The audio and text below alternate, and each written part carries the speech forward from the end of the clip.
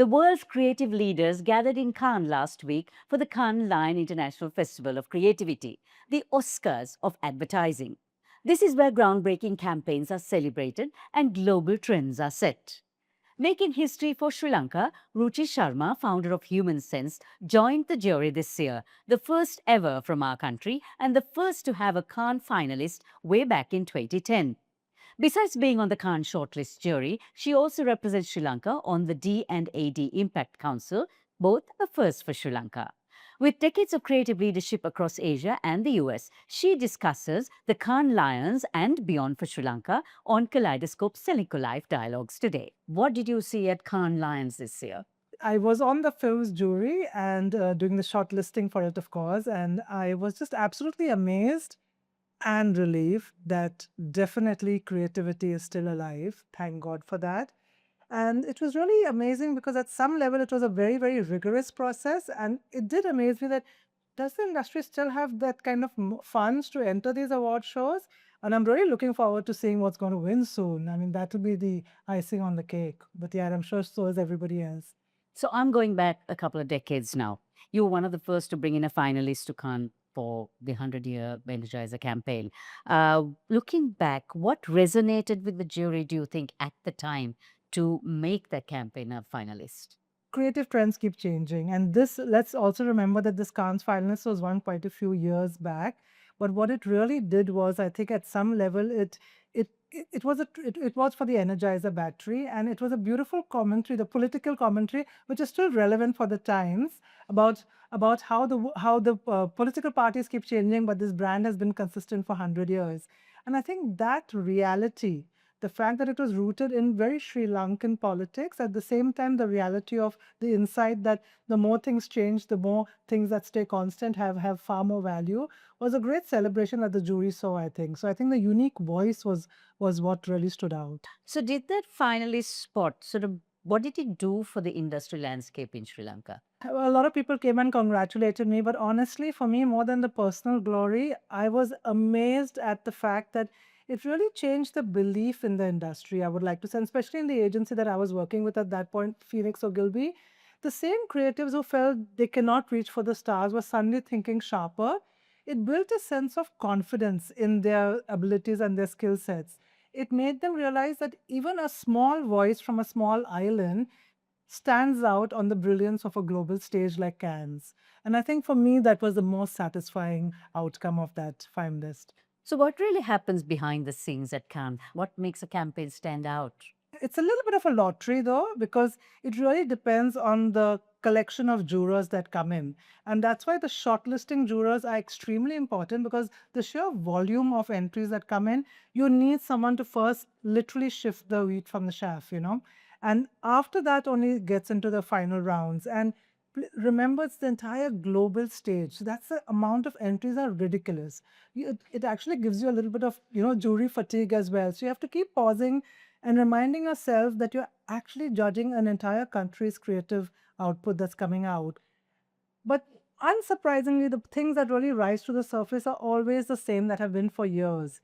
Definitely craft, definitely ideas, but I think more and more courage and things that are shaping the society and shaping behavior. I think that's a very, very important thing that's coming out now. Where does Sri Lanka's creative industry, advertising industry stand compared to global creatives?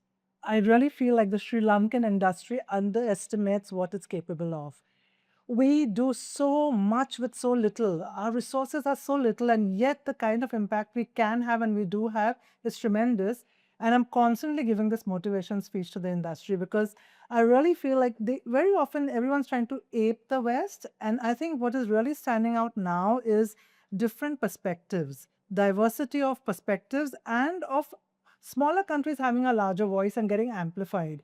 And I keep telling the industry and the creators that I work with, keep looking at the local insights that you have, but then craft it at a global level so that then it stands out in the sheer idea and the execution of it.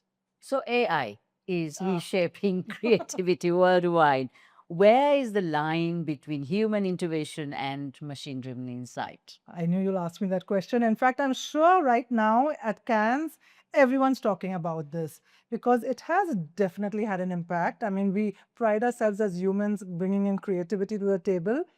But what I also, and I know it's fearful, I know the industry is in a lot of disruption and in a lot of transformation as well. But I do believe that as an industry, the creative industry has always thrived on uncertainty. Any field, we always, the best work comes out in these periods. And I think we're in that process of what I call the pupa stage, and I'm waiting for the butterfly to fly out. And as long as we understand as humans, we are in control and don't let go of that control, I think we still have a very bright future ahead. What are the toughest challenges facing the industry locally and globally? Locally, I would say definitely the economy. And I don't just mean the country's economy. I think we do not have the financial scale that a lot of large countries have to even enter awards. You know, it's very expensive. Okay, what people enter at awards at the will probably be the GDP of our country. Sometimes it's shocking. But having said that, I think there is a lot of opportunity in that challenge. How do you think smart? How do you think simple? And how do you disrupt people with a perspective that makes you feel like, oh, I never looked at it this way? And I really think that Sri Lanka has that unique voice. It just needs to find it and amplify it much more than it is currently. So, what global trends excite you the most, and how can Sri Lanka adapt to these? Creativity will always be at the intersection of culture, technology, and shaping, shaping conversations. I think that is the global trend that we need to amplify more and more. I mean, we have as a country politically, we all know what happened a few years back, and we've used that voice. We need to amplify it more in our work, in our creative, and of course, have business solutions as well to it. So it can't be creativity just for the sake of it, it needs to have impact. But that worldwide, the more the economies get squeezed, the more creativity with the accountability of solving business solutions will really have a bigger impact. In your time in creativity and advertising, are there any campaigns that have stood out, something that was maybe ahead of its time? As a woman, I always tend to lean towards stuff that has definitely changed that section of society, which makes a difference. I love work that changes consumer behavior as well and societal behavior. And what comes to mind is years ago, Dove, when it came up with Real Beauty, it changed the conversations around how women and girls saw themselves and self-worth and beauty. And I think Closer to Home, Share the Load did a beautiful job of that as well, just enticing more men to become a part of the household duties. And then, of course, there's Fearless Girl, which made a statue become the most strongest point of contention out there. So lots of amazingly strong, courageous pieces have stood the test of time. And especially when a campaign runs for years and stands the test of time versus a one-off, it's very successful.